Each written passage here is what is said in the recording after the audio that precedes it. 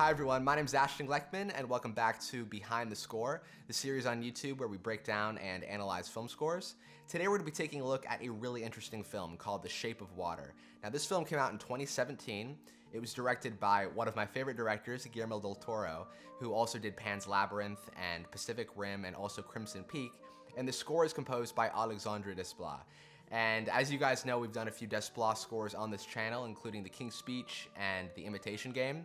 And The Imitation Game was the score that inspired me to want to become a composer. So I've always loved his music so much, and one of the things I really love about his music is how different every single score is from the other. You know, Unbroken is so different from Godzilla, and Godzilla is different from The King's Speech, and The King's Speech is different from Light Between Oceans and Suburbicon, and each of the films have a totally different, unique sound to them. And I just love how Desplat sort of completely inhabits whatever film he's working on. Whether it's the time period, like this film, which takes place in the 60s, he completely encapsulates that time period but brings in his own unique elements. And this score, like the accordion and the whistling, to really bring out something completely unique and fresh. So today we're going to be taking a look at some of the unique elements that sort of all come together to help tell the story. And that's one of the things about Desplat that I think is so brilliant, is that your main character in this film doesn't speak. And all of her performance is through the eyes and through the face. And the way that he's able to read those performances and sort of translate it into such a peculiar but really functional musical language is a really awesome aspect of this score. And we'll be talking about how all those things come together. So first of all, as usual, we're gonna take a listen to the suite that I've arranged and programmed. Again, I don't have the actual film scores, the orchestral scores, so this was all just done by ear based on the soundtrack recordings. But after we're done listening to it, we'll go in, we'll take a look at all of the doubling, all of the orchestration, and how just some of the musical passages are arranged. So in today's video, we have a few different cues, including The Shape of Water, which is the opening cue of the film, Eliza's main theme, Eggs, and then also A Princess Without a Voice, which is the ending cue, which sort of beautifully wraps up the movie and brings it all together. So I hope you guys enjoyed the video, and I'll see you after the suite.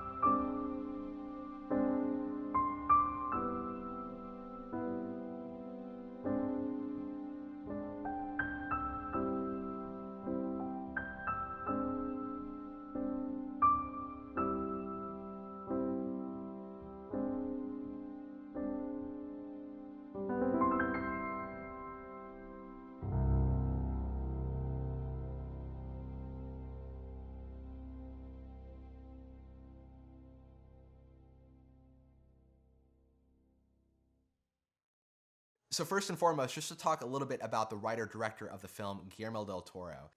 Well, Guillermo, he brings everybody in his team together behind him like a king with his knights, and there's a total bonding. I don't know. There's a magic about him that makes us all want to be at our top, at our best. And for the music,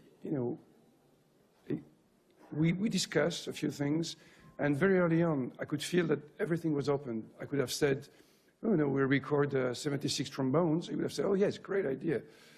But we went to another route.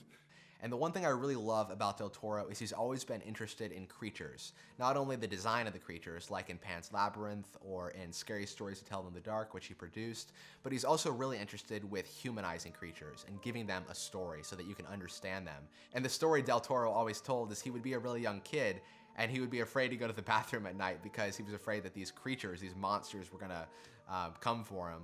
And he decided one night, I'm just gonna go for it, and if the creatures come up to me, I'm gonna talk to them and try to understand them, because maybe there's something about them that I don't understand. And that is the essence of this film. You have this creature who has been abducted from where he lived in South America. He's been brought to this lab in Baltimore, and he's being looked at as pretty much nothing more than a piece of dirt by all the scientists. And you have these two characters, the creature and this woman named Eliza, who of course comes from a traumatic past. There was an episode that happened when she was younger that left her unable to speak, and you could see the remnants of that through the scar on her neck. And so these two characters that come from this past filled with trauma and filled with really difficult times, they sort of come together throughout the movie, and there's this romance that develops on screen. And the thing about Del Toro and the way that he tells the story is it happens so beautifully over the span of 2 hours, and you begin to uncover the creature as she begins to uncover the creature. So when it first comes on screen, you don't know what to expect, whether it's really is a monster, whether it's gonna kill somebody, or whether it's this misunderstood being, and that's what it ends up being. But the most thing was to find the soul. The soul of the film is love. The love between Eliza and Octavia, the love between Eliza and Giles, the love between Eliza and the creature, and the non-love of Strickland and his wife, the non-love of Strickland of all the other people around him, unless they're white and military. So it was the line to follow all the way. Eliza, of course, is unable to talk, so the actress that portrays her, Sally Hawkins, has to use only her eyes and her face to tell the story. And that makes Alexandre's job really, really important because he is basically her voice throughout the movie. As a matter of fact, he's even included the whistling in the score as a way of presenting her character. And in the film, she herself is whistling her own theme song. So it's a really interesting way of sort of blending those elements together and telling the story through her perspective. And that's really the essence of the music, is it's all through what she is seeing, and it's really helping to accompany her performance and her character on screen.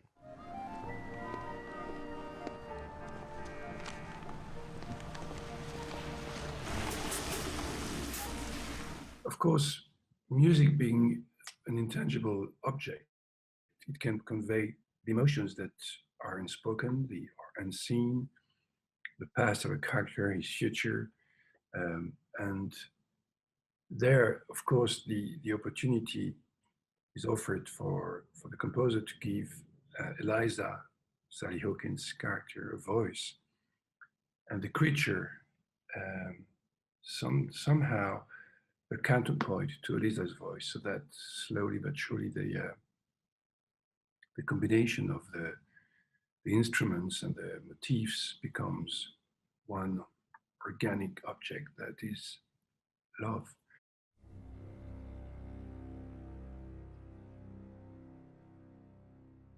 So the first thing to note about the film that's really important when it comes to understanding the score is that it takes place at the height of the Cold War. And Desplat in the score really embraces that, and there's so many elements that really bring out the 1960s flair, whether it's the percussion that he uses and the sort of rides and the toms and the sort of drums, but it's also the strong presence of the woodwinds and the sort of strings that feel very much like they're echoing Henry Mancini and many of those classic composers from that era. And so he fully embraces that tone throughout the film.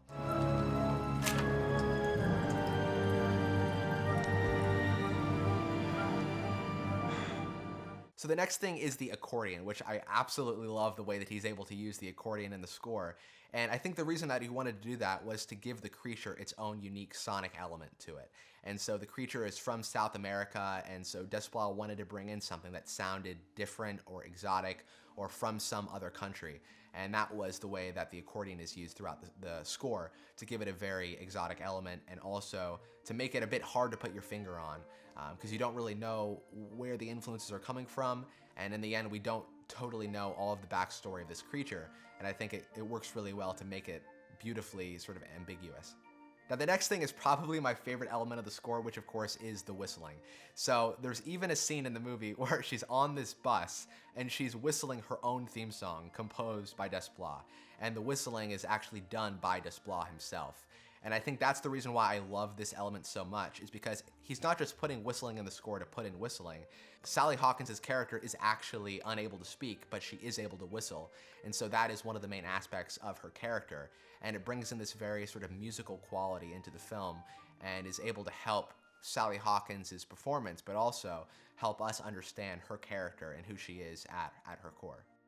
And I think the whistling is just a great example of the sort of power of musical storytelling in film, which of course is not to just write music for the sake of writing music, but you're writing music to accompany the narrative and accompany all of the characters and the storytelling aspects that are developing on screen. And Desplat did a great job being very observant of what was going on screen. Desplat has described the score as almost being a musical, this film as being a musical, in the style of many of the traditional musicals from the 50s and the 60s, in that the camera is constantly moving, like those classic musicals, but also there's musical numbers in the film. There's a scene where Sally Hawkins and Richard Jenkins' character are literally tap dancing on their apartment floor.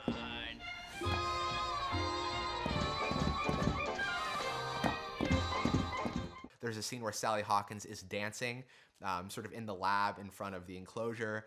There's a lot of scenes that are very musical in this movie, and Desplat fully embraces that and gives the movie a very traditional musical quality. Now, the one thing we know about Desplat from his past scores is the fact that he loves the flute. He loves playing the flute, but he also loves writing for the flute. And this score is absolutely no exception.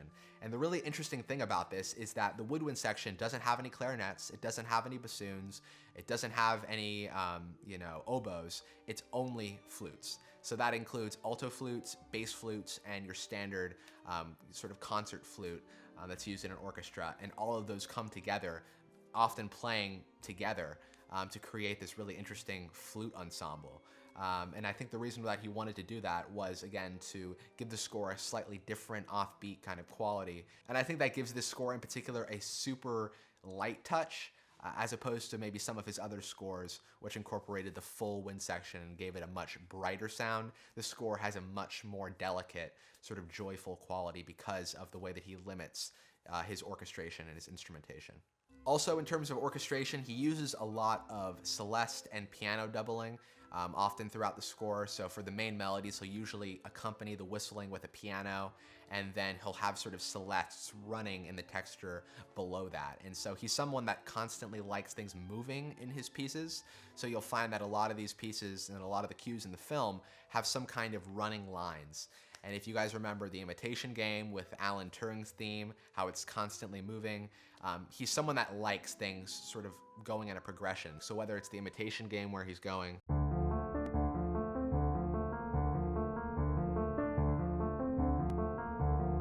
or whether it's another film, I think The Danish Girl, which goes.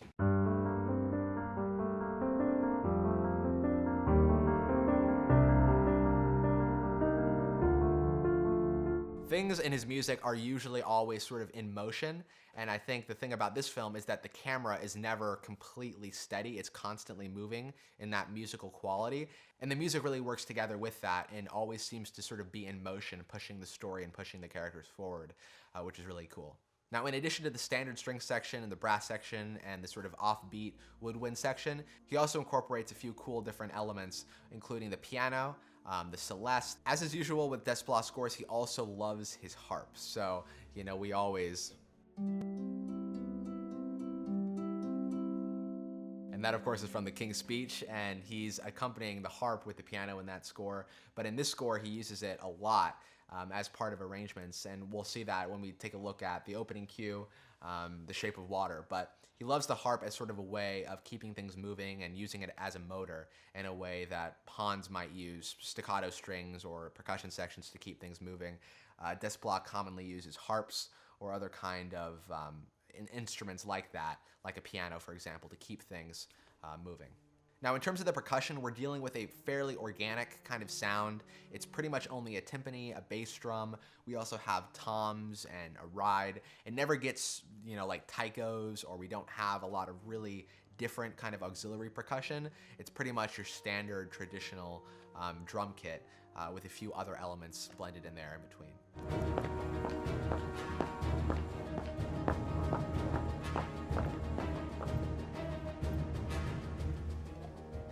Now, this film blends through a lot of different musical flavors. You start out the film and you've got this very sort of, this sort of B flat to D major kind of thing, which gives it a very fantasy kind of quality, almost like you're opening up a fairy tale. And then once you get into the film, you deal with a lot of Cold War espionage music. Again, very reminiscent of a lot of those 60s scores that we all know. He's incorporating, soltato strings, some flutter tongue articulations in the woodwind section, the strong presence of like lower basses, for example, in the creature theme, which sounds like this.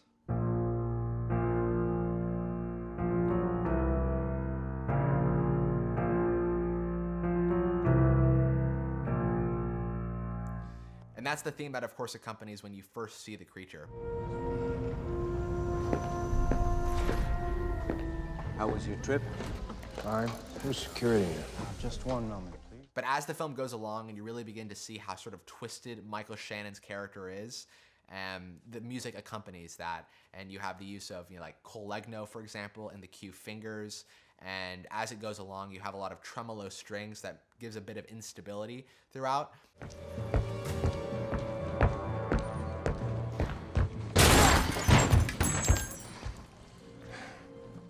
He's the real man, the human, who's the monster.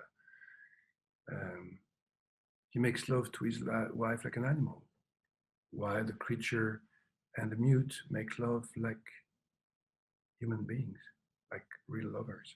So it's a beautiful, fairy tale metaphor about love and difference and all that. And of course, when I see the film for the first time, all this is part of my enjoyment.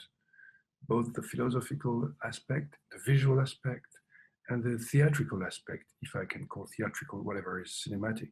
Elias's musical material, which is all jumpy and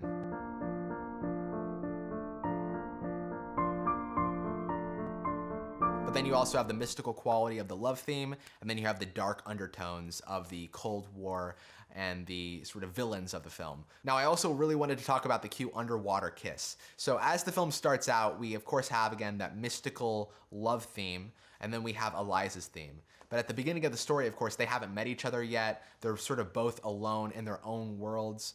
Sally Hawkins' character, of course, has Richard Jenkins, but they're both in their own worlds. But as the film goes along and they begin to come together, their actual musical themes come together as well. And by the time we get to Underwater Kiss, those two themes have actually joined together literally and are being used in the exact same context and environment.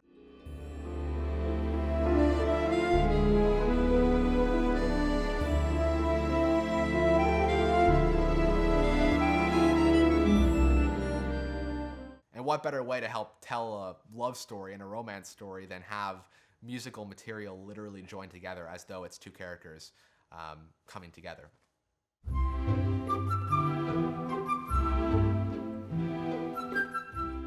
So let's take a look at the suite. So first and foremost, we're going to start out with the main theme, which is the love theme, The Shape of Water. It opens up the film. Really interesting aspect as well, which is sort of another note. They shot all of the underwater scenes in a soundstage using a bunch of fog, and then in post-production they just blended in all of the water effects and everything. I thought that's a really cool aspect. But the opening music pushes you right into the story and gives it that fantasy element right off the bat. So it's all in the first actually piece that you hear in the film. Everything's there. The core of the movie is there. The essence, the inner essence of the film is there. So let's listen to the first few seconds of that.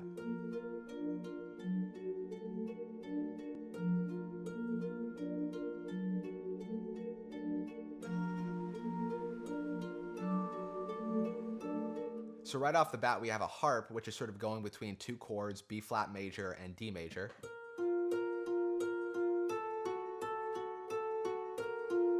And of course, these two chords are not in the same key, which is why it gives it a little bit of an otherworldly sound. If it was in the same key, it would be Eliza's theme.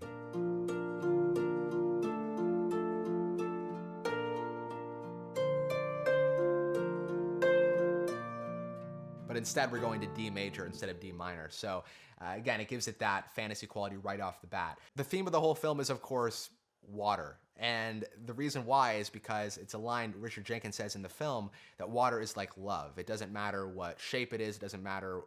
It will always take the shape of whatever it is. And so he's trying to bring in all these elements into the score that resemble that of water. And here's another one. It's like this wine glass.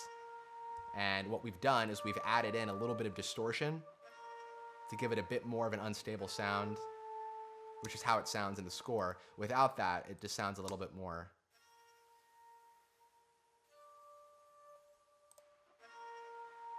It has a bit more presence to it when you add on that distortion. And another thing is the actual instrument itself we've sort of shaped using EQ. So you can see we have two EQs running on this particular patch, which give it the closest sound that I could get to the original soundtrack. And that is cutting out all of the low end, first of all. So we've just cut out all those low frequencies. And then of course, because this is such a strong instrument, some of those frequencies can get super, super hot. So what we've done is we've just done bell EQ and we found all of those frequencies and just pulled all of those down. Now, once we get to bar 9, we are introduced to our main theme, which starts out on B flat.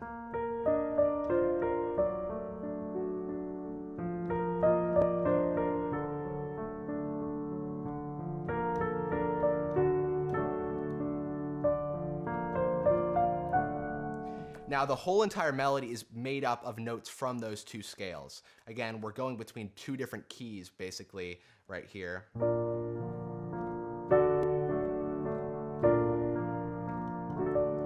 So all the notes from that melody is going between those two different scales as the chords do as well. In terms of orchestration, the melody is being doubled between the piano and the whistle initially.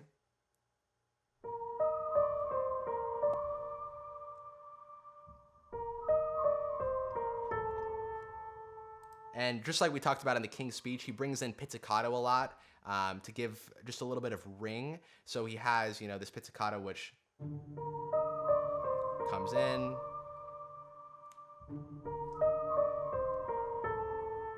Listening to it on its own, you can barely sort of recognize its significance, but once you bring it into the texture, it works really well.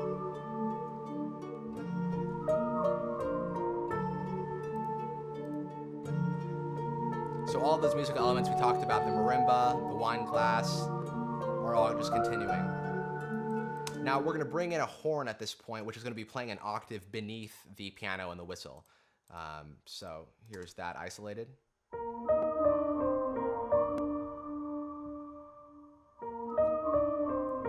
And I really like the way that the horn works right here because it almost, again, it sounds like the horn is underwater because these two instruments that we've been playing the theme on, the whistle and the piano, are very bright instruments. So when we bring in that very mellow, low horn, it gives it a very sort of submerged kind of quality.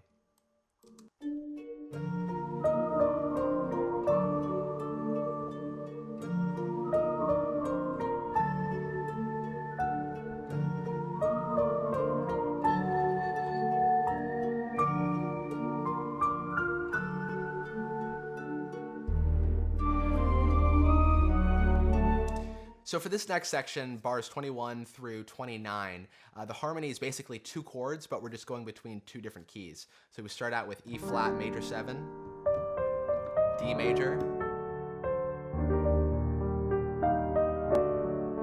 and then we go down a half step to D flat major 7,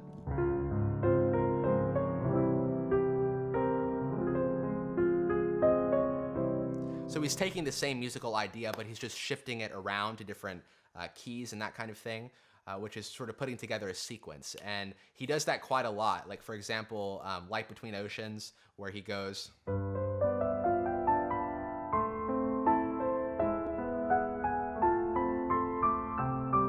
then he goes to...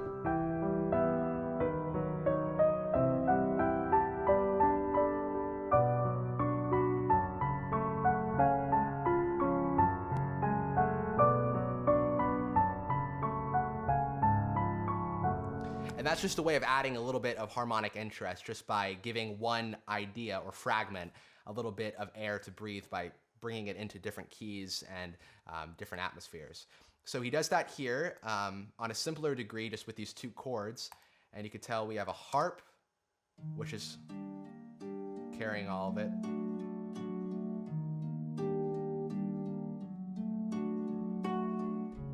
Now, on this specific section between bars 21 and 29, you could really hear his affinity for doubling. So here's just the horn.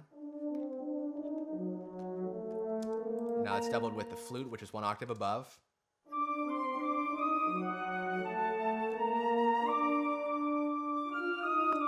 And then, of course, we have the bass flute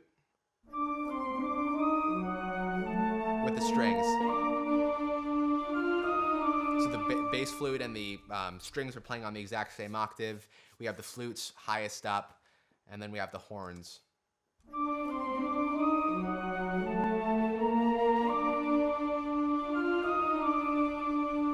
And I just love the way that he's doubling these instruments, which really give his melodies just a quite different kind of sound than just using a flute or just using a bass flute. It gives it a very rich, colorful sound.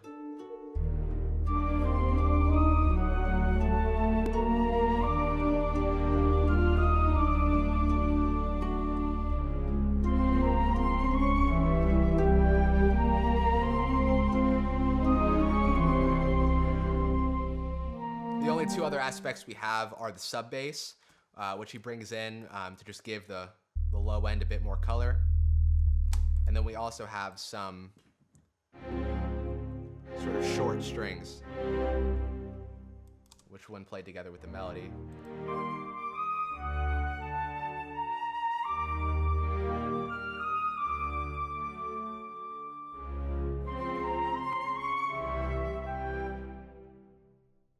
So moving on to bars 29. So when we come back into our melody, the only thing that we're doing different is we have a bit more movement with the short strings.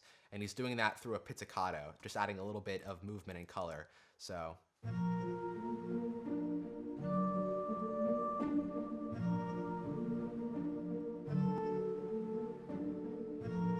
So he's pretty much taking what we had originally, but again, he's just adding a different sonic quality to it to make it interesting and move it along.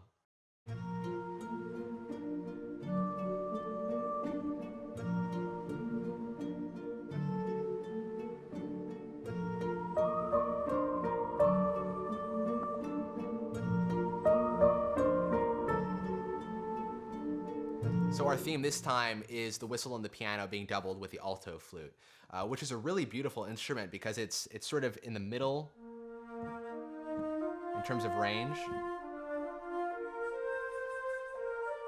And it can get high, but that's not sort of its natural state. It's more in this area.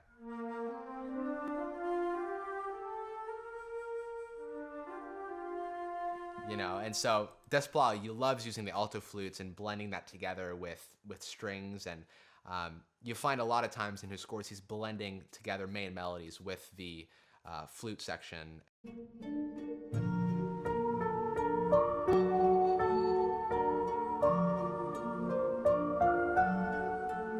Horn comes back in.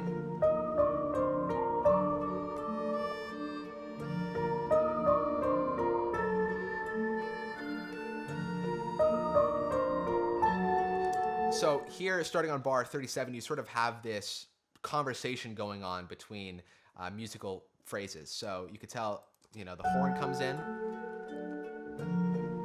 the accordion repeats,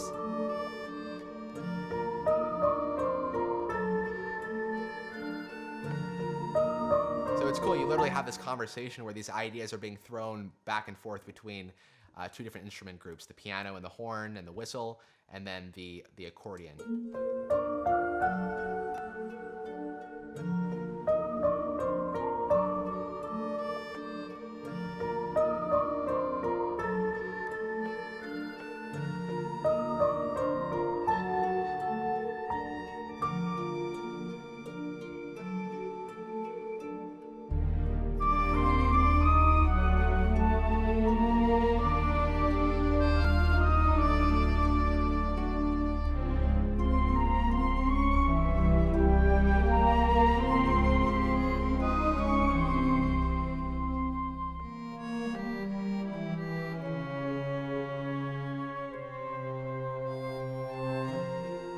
So if we can just compare and contrast instrumentation-wise, it's pretty much the exact same as bars 21 through 29 in terms of the orchestration. The only thing that we've sort of changed up a bit is he's brought in the accordions, which is really, really cool because it gives it, again, this French noir flavor to it, and especially the way that he has all of these stepwise motions going on.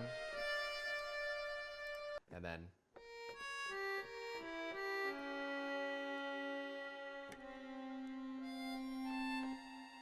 I just love the way that it sounds. It sounds super, super, I don't know, just beautiful and sort of joyful.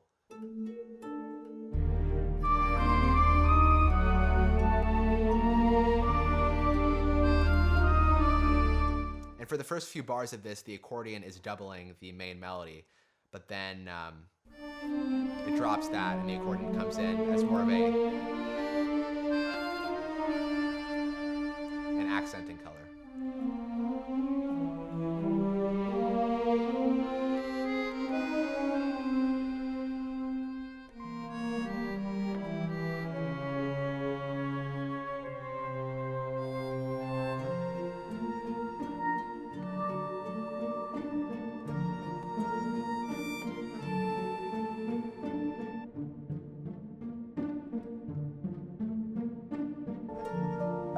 And we have a really interesting thing here with the piano, because again, we have the exact same harmony as before with the B flat major to the D major. But he's got this thing going on.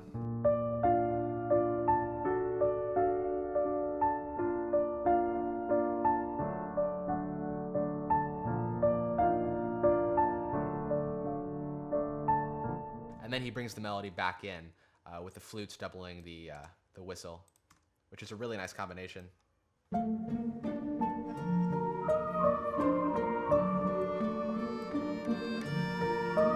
So same thing with the accordions, is this sort of callback conversation kind of thing going on.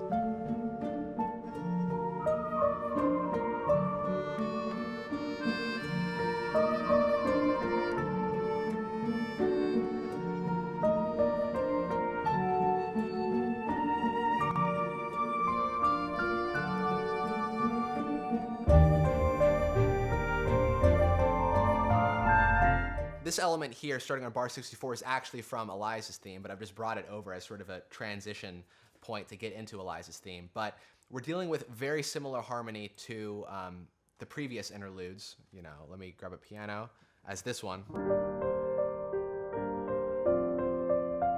It's very similar to,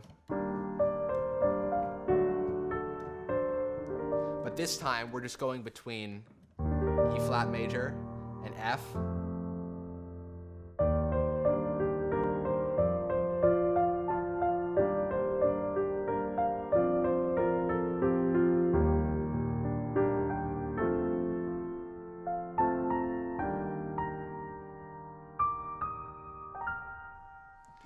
And so that's basically all that's going on here. And then in terms of the orchestration,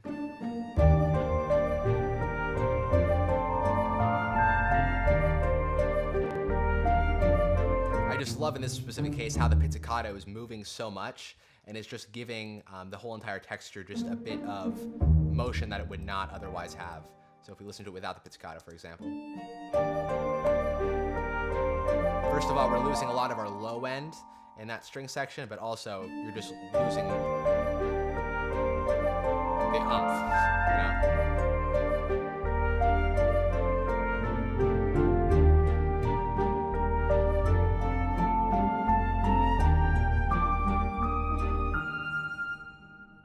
Another thing to talk about here is the celeste. So you can see how it's just got this glittery.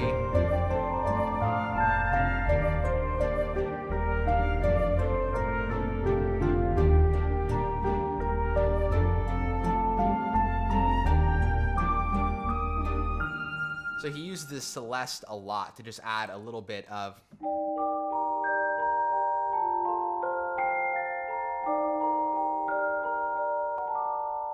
And he does that on the Danish Girl too, you know.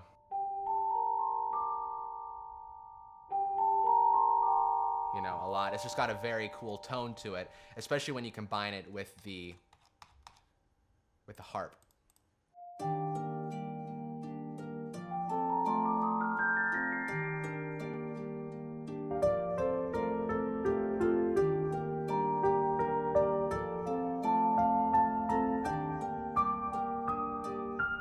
And you could also see, instead of having these big, long, short strings, we now have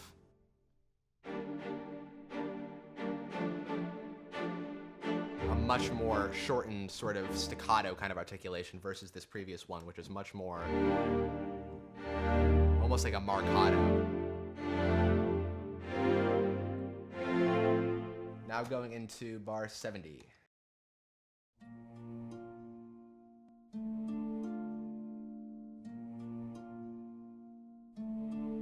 So we're sort of echoing the harmony from the main theme, but this one is a bit different because we're going between B flat major and D minor.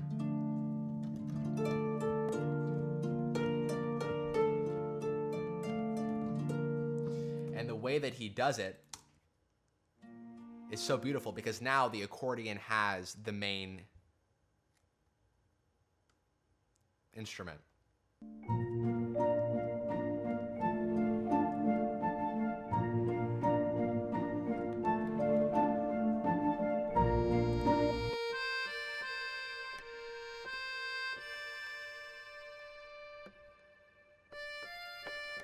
But again, the accordion is a beautiful instrument, but it doesn't have a ton of attack, particularly, especially because you're dealing with samples in this case. But the one thing about the piano is that it's a great instrument for layering because it does, I mean, instinctively, it's a percussion instrument, so it has that attack. So it's great for layering.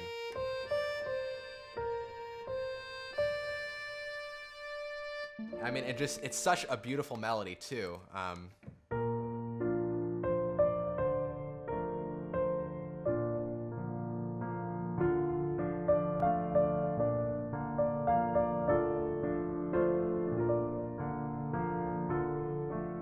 And that's a super, super common progression, as you guys know from Edward Scissorhands.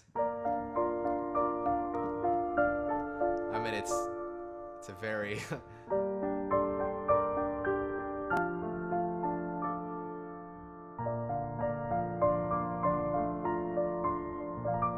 But he gives it a very different quality by incorporating the accordion, and then, of course, the flute work that's going on, all of these very sort of pointillated.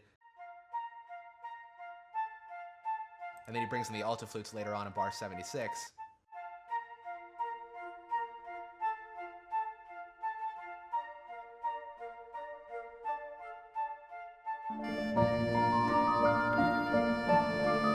More of that celeste, glittery stuff.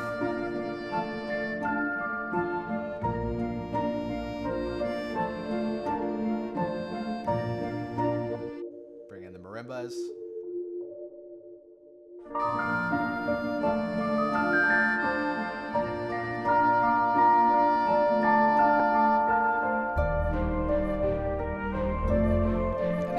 We also have these pizzicatos, which are just...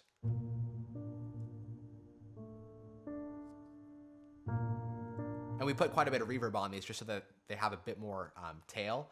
As we were talking about earlier, Desplat has so much moving content that is constantly working together, you know, whether it's the harp or that it's the piano with the melody, or the moving pizzicatos.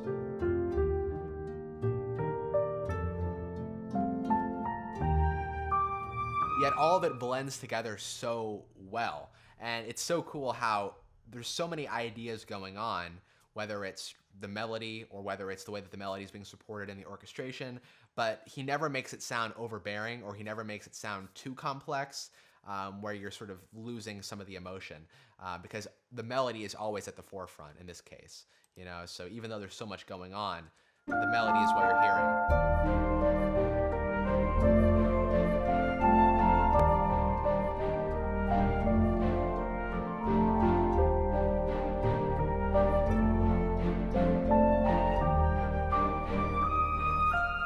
Now, I wanted to include this little passage from the cue Eggs because I think it's a really great take on Eliza's theme. And it's basically just taking the main fundamental idea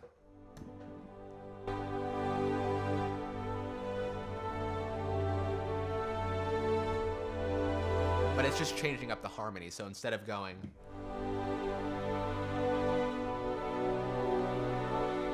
he's doing a bit of sort of a walk down. So we start with G major, D major,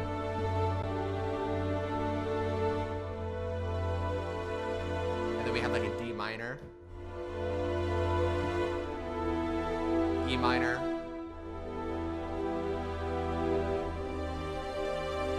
and then we have a C minor with a third in the bass with this minor ninth here.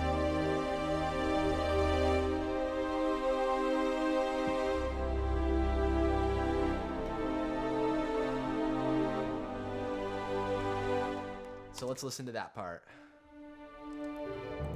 All right, so let's listen to that passage starting on 94.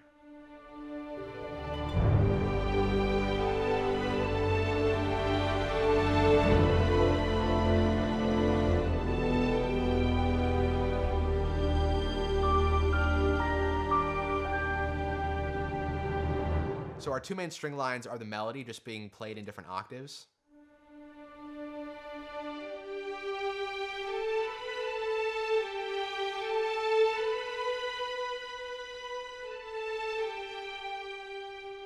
And the horn in this case is bringing out a lot of warmth in this texture.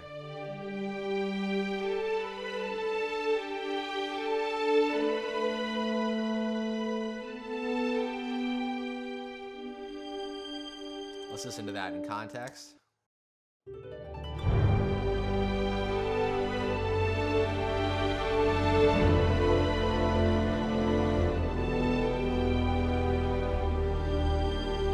Once we get to this C minor, he does this sort of G minor 7 walk down, which sounds so good with that C minor. Definitely is a very John Williams-y kind of E.T. quality, but that specific line is being doubled between the celeste and the flute and the piano.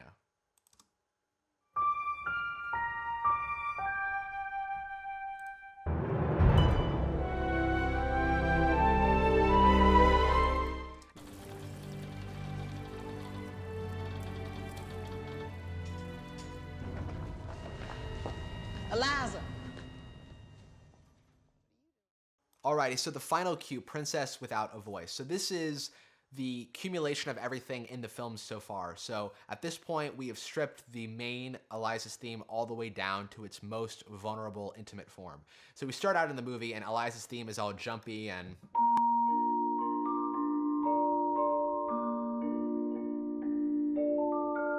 But by the end of the film, so much has happened to her, and she's sort of been broken down to her most vulnerable state with this creature and the Michael Shannon confrontation and Richard Jenkins, and it's all come together. And what Desplat is doing is he's basically giving us her most truest kind of form.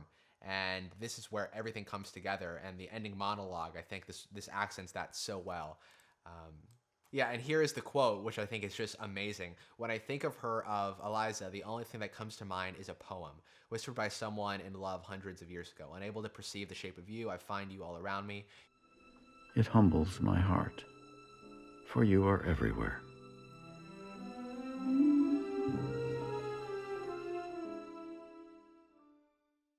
The string line. So the string comes in on C4. And this is just a pedal tone, meaning it just rides out the whole entire section from 106 to 123.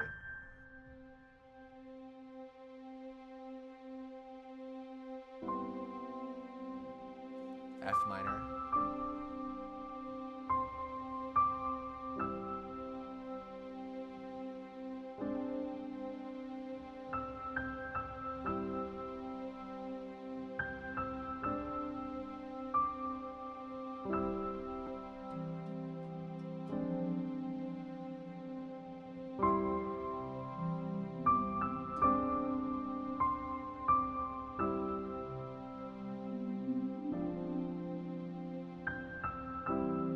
I do love the colors that he brings in here, starting on bar 113 with the harp and the marimba.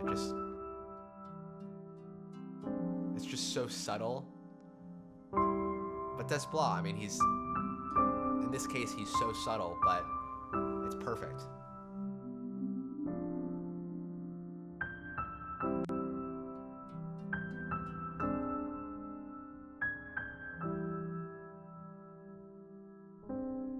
So starting on bar 121, I really love this passage. Here's just a little bit of it.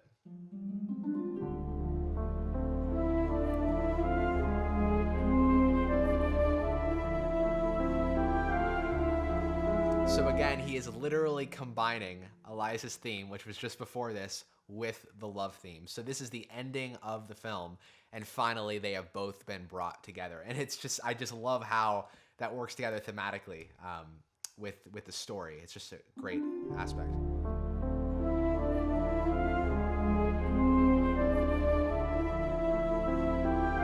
Harp glissando.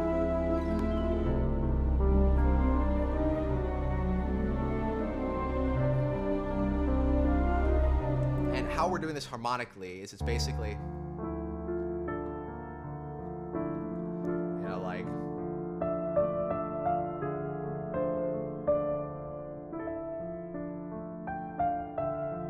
C minor.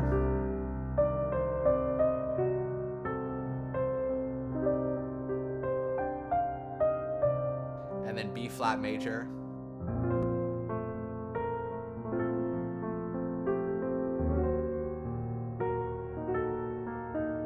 D major.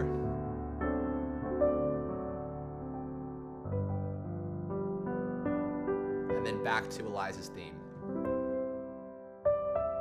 And so we're ending the whole entire film with Eliza's theme because Eliza has become an amphibious creature herself, and she is now going to go off with this creature that she's fallen in love with. And it is the story of her, and it's the story of this transformation that goes on. And in the end, it's a fairy tale. And so it ends out in a very fairy tale way. And Desplat and Del Toro were sort of telling you that by ending with Eliza's theme, which I think is a really beautiful way of doing it.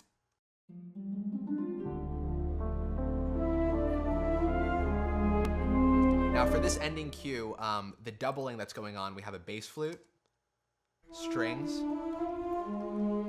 flute, and the flute is 1 octave above. And the piano in this way sort of functions as a harp because it's doing this like arpeggio.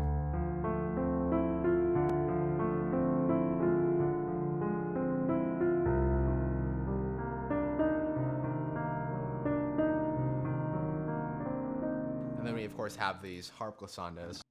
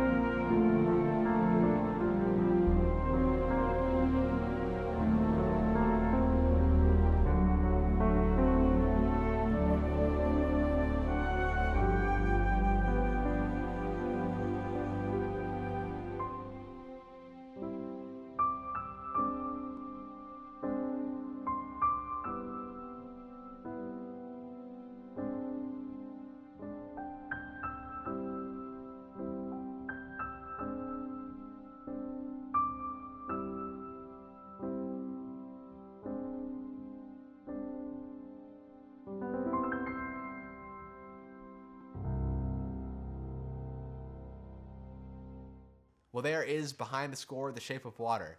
Thank you guys so much for taking the time to watch this video today, and I hope that you guys enjoyed it. I had a really fun time doing the research for it and just putting the video together, so I hope that you guys enjoyed as well. But if you guys haven't already, please consider subscribing to the channel. I post a bunch of different videos about film scoring and film score breakdowns, and I have a great time talking about it and would love for you guys to join the channel. So subscribe button is down below, and if you guys haven't already, you guys can also download the free MIDI file so you can pull up the suite on your own computer and try to program it yourself, or also you can just take a look at the video by following along with that. So thank you again, and see you on the next one.